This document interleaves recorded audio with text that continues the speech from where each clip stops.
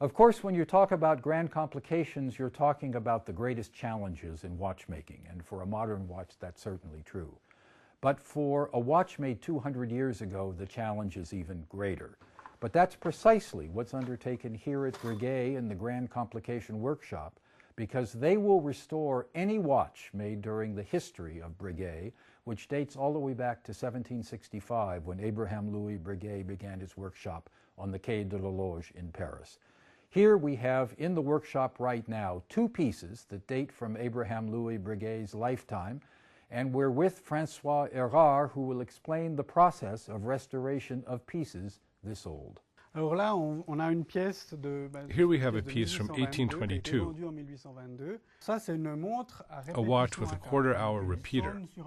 It sounds with a gong the hours and the quarters with a double strike. It's interesting because there are some components that show the date of fabrication. Exactly. The barrel spring was signed. Which is the barrel spring?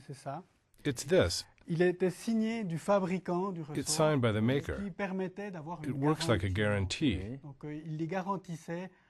It guarantees if it breaks, so the maker can remake another.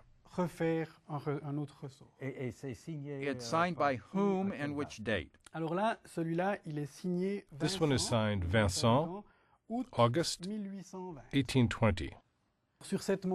With this watch, there was a problem with the balance staff.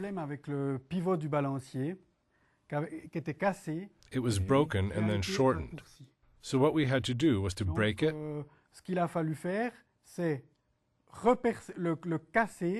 reinsert a new piece of metal into a hole, have it fixed into place, then shape it so that the staff would be like the original.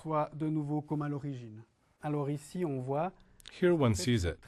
In fact, it's very small.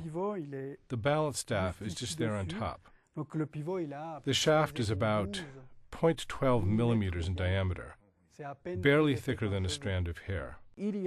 There's a particularity for the restoration of vintage watches because the escapement is not necessarily like those of today. Exactly. We know that at the end of the 18th, beginning of the 19th centuries, there was an enormous amount of experimentation with different escapement systems, Breguet and others. The 2 we have here have different escapements. The watch we are restoring from 1822 as a Robin escapement, it was he who invented it. Over here, with this other watch, which we have completely taken apart and analyzed from 1807, we have an escapement called a cylindrical escapement. The cylinder is the small ruby piece. There's also a part that looks deformed.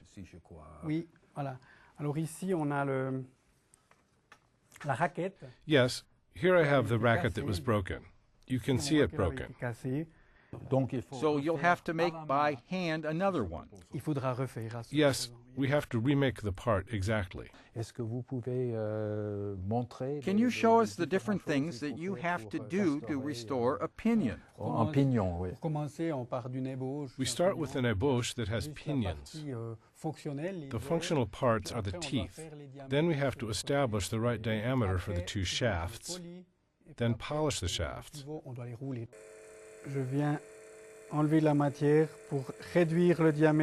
I am just removing some of the metal to make it fit the pivot. That's the bow to do the hand polishing? Yes.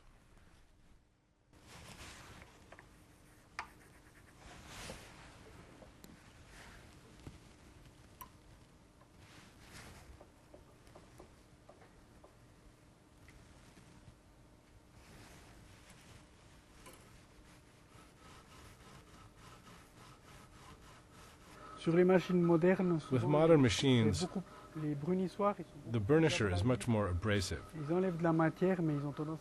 They remove metal, but it's less polished. This is the traditional way. The metal is made harder on the outside than it is on the interior. It's better. There's less friction with the ruby.